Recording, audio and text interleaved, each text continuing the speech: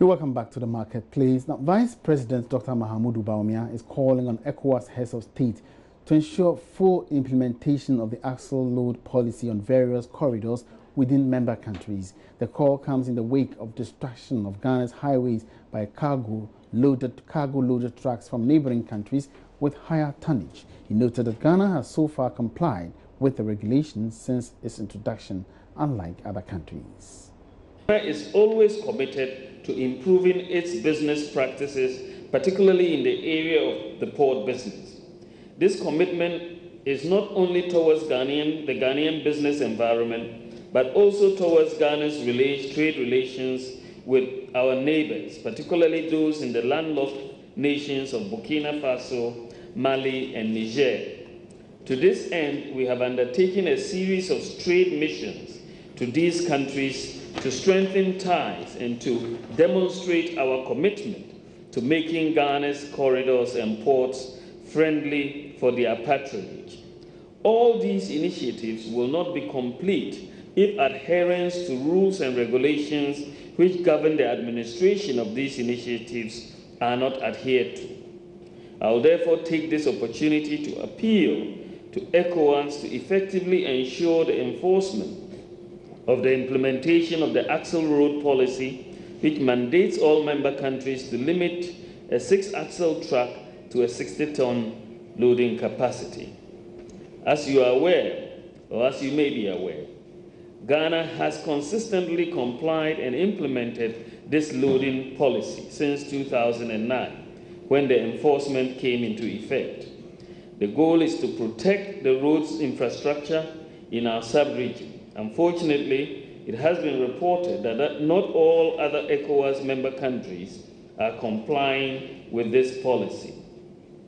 It undermines regional cooperation and creates an atmosphere of unfairness in transit trade on the various corridors in the sub-region. We have also seen increasingly so much smuggling taking place through transit trade to neighboring countries. So the Vice President made a call in an address to officially launch the 39th Council meeting of the Port Management Association of West and Central Africa. Also in this bulletin, the Bank of Ghana is looking into the proposed merger between GN, Premium and Sahel-Sahara banks. This is what Joy Business has picked up from sources close to the central bank, but with some reports that one of the banks is no longer interested in the said marriage. What would happen if the approval is finally secured from the regulator? George Wiafi has the latest. Sources close to the regulator say they are currently going through the requests submitted by the banks to really understand what they are seeking to achieve with the planned merger. This would then pave the way for the approval to be granted. That is, if they meet all the requirements for such marriage. However, sources say looking at the regulator's push to encourage more measures as some banks struggle to meet the new capital requirement, then it is likely that this proposal would be approved. However, there are some reports making rounds that one of the banks is no longer interested in pursuing the deal due to some differences. But our checks with the regulator proves otherwise, with the source insisting that the proposal has the blessings of all the three banks. GN, Premium Bank and Sahel Bank are merging to help meet the new capital requirement of 400 million Ghana cedis. The proposed talks were said to have been finalized earlier this month. Joy Business is also learning that two other local banks are close to finalizing talks to merge. The governor of the Bank of Ghana, Dr. Ernest Addison, has indicated that at least 15 banks may meet the new capital requirement of 400 million Ghana cedis by December this year.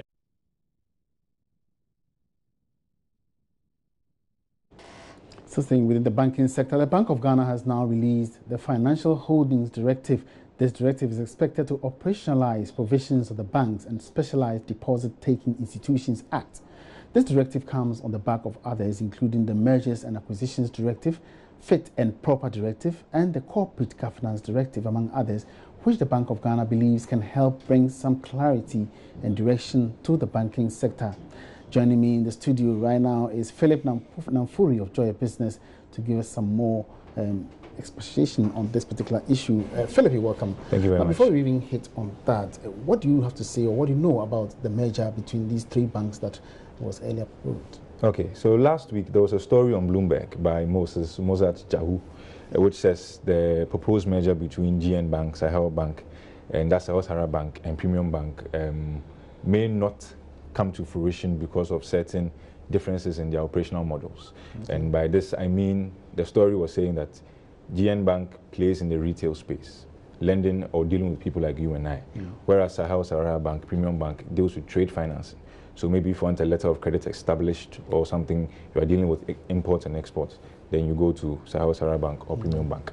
But now we're also hearing from the report that was just aired that nothing of that sort has come to the attention of the regulator, that's the Bank of Ghana. But on this front, I think it's prudent that I just chip in this factor. When you're looking at mergers and acquisitions globally, research has shown that about 55% of all these mergers and transactions fail to achieve synergy. And synergy is a word used in finance a lot. And by synergy, I mean that link that will form cohesion. Thank you very much. That will form between these institutions. And you know, with mergers and acquisitions, there are two types. There's also a third type that they talk about, but I'll just focus on two. There's the horizontal type of it, and then there's the vertical. What we're experiencing, or what we may experience with our banking sector, will be the horizontal, where they are all playing on the same field. So we have Bank A here, Bank B here, Bank C here. And if they decide to come together, that's a horizontal merger. The other one is a vertical, if they are playing in different industries. So for example, a bank wants to acquire a credit card making company or a card making company. Then it goes up. So here's the bank, here's a credit card company, and it acquires it. But what we would see, or what even this GN Bank, Sahel Sahara Bank, Premium Bank story is saying is that this is going to be a horizontal integration or horizontal merger or acquisition. See it fit how you call it, but that's that. Now, based on the earlier report on Bloomberg, or from Bloomberg that we heard or we read, does it also mean that if these banks should, together with the central bank, could or can smoothen the rough edges, can they actually merge, and what will be the impact? Okay, so let me start off here. You know, prior to this whole discussion of the meeting, the 400 million, some were saying the bank should either merge or die. And from the statistics I just gave you, the 55%, you shouldn't merge for merging's sake. You should make sure that what your operations are doing should achieve the required synergy.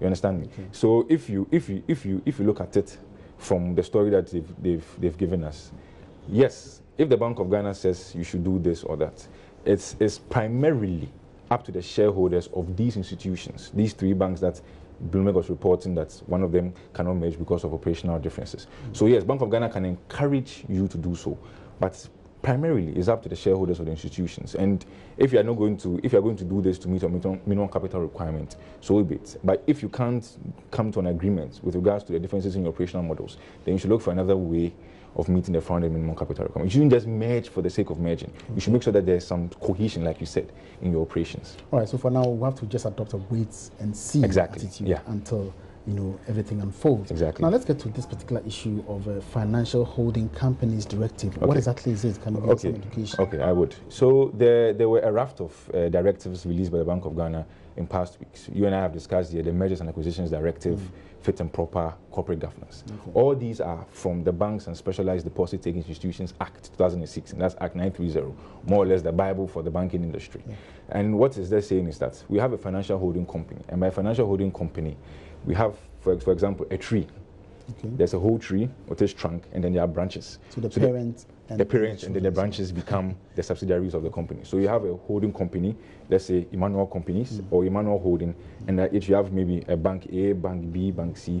So your equity investments, and by equity investments I mean what the shareholders of these institutions have put into these subsidiaries, into these banks. Bank of Ghana is telling you how now going forward you are going to go about it. And I think I must add here that if you go to the Bank of Ghana's website, this document is an exposure draft.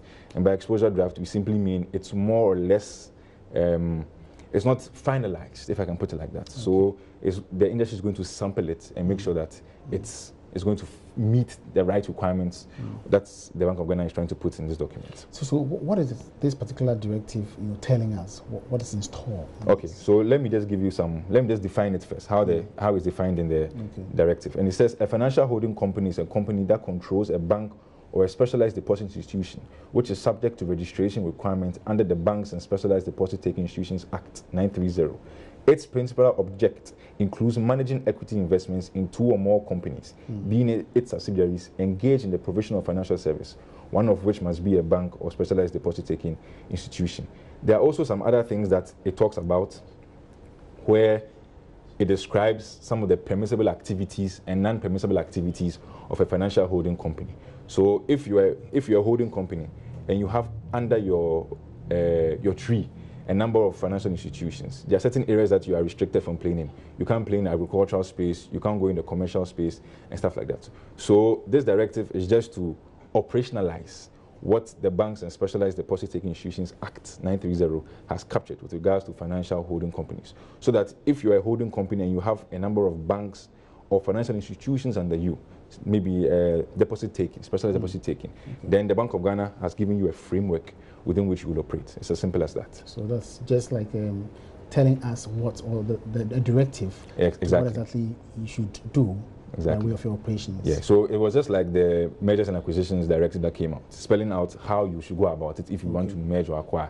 The corporate governance, how we should align the interests of shareholders with managers of the firm.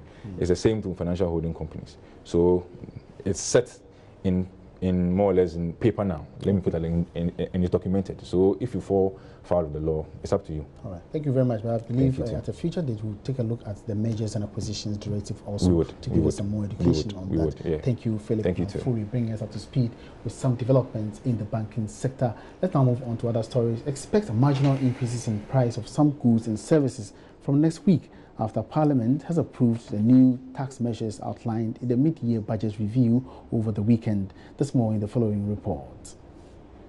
Some of the new major taxes that were approved by the House included the changes to the VAT rate structure, resulting in it being reduced to 12.5%.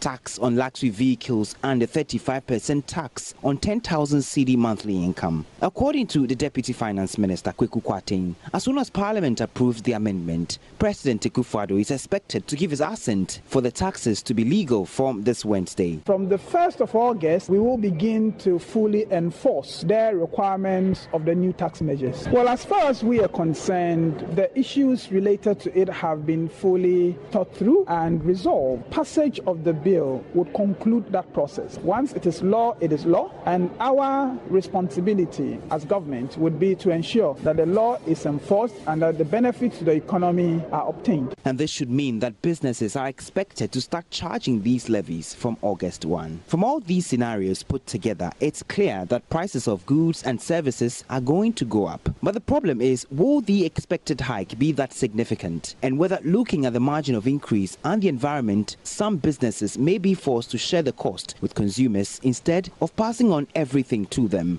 Again, there is still concern about how these taxes will be worked out, resulting in some pushing for education before the tax is implemented. According to documents submitted to Parliament, government is hoping to realize some 456 million cedis from these taxes, that is from August to December this year. VAT should bring in 285 million cedis, while the tax on incomes should improve government's revenue by 171 million cedis.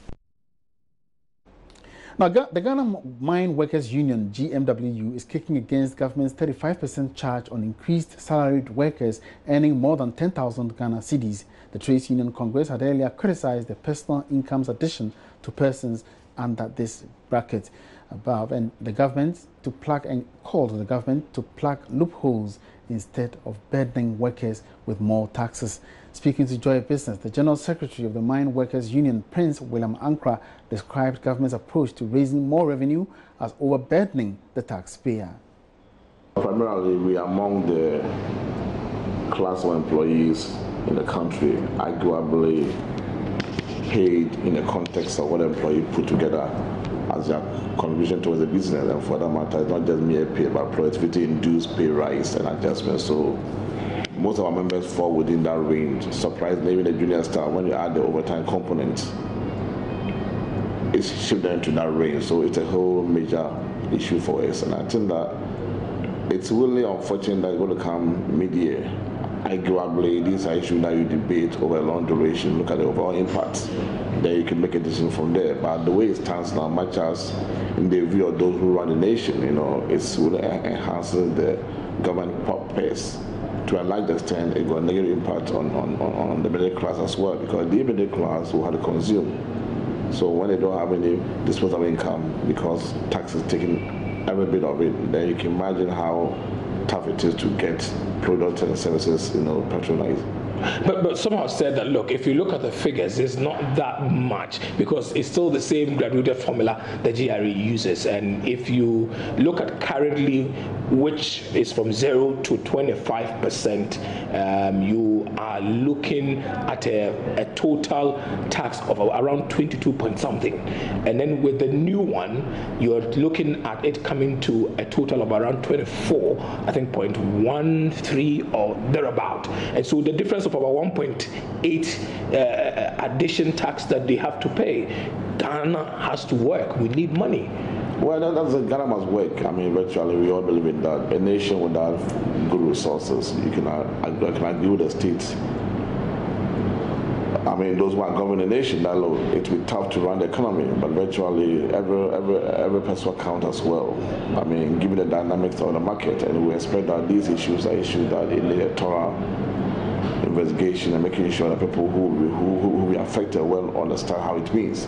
So for now, I think that it's a numbers game, and the numbers are what I'm not privy to. So one will expect that, well, let's say I play out, but primarily these are policy interventions mid-year.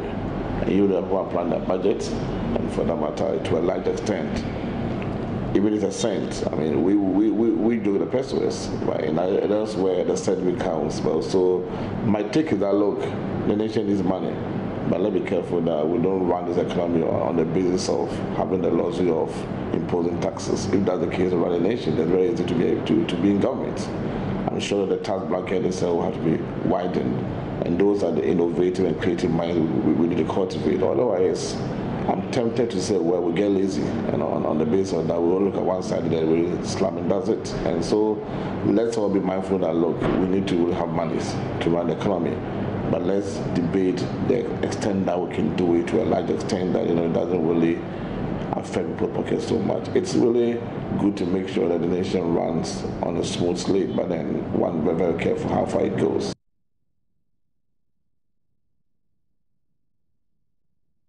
Enterprises in the country have not expressed interest in green financing projects. That's according to a research conducted by the Partnership for Action on Green Economy page with support from the United Nations Environment Programme. The research shows that Ghana's private sector is yet to take advantage of the benefits of green economy financing. Dr. Albert Ahenkan is a consultant to the research. He's been speaking with Charles IT. So there has been a research find by Page and UNEP related to issues that concerns green financing, and details of this report are very interesting.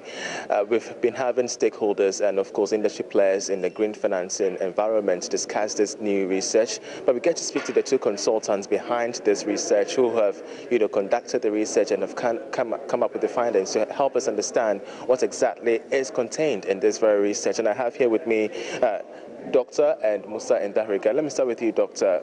First of all, what's this whole research about? Thank you very much for having me. As you mentioned earlier on, this is a UNEP page work. They're trying to look at what are some of the private sector opportunities available for private sector in green economy.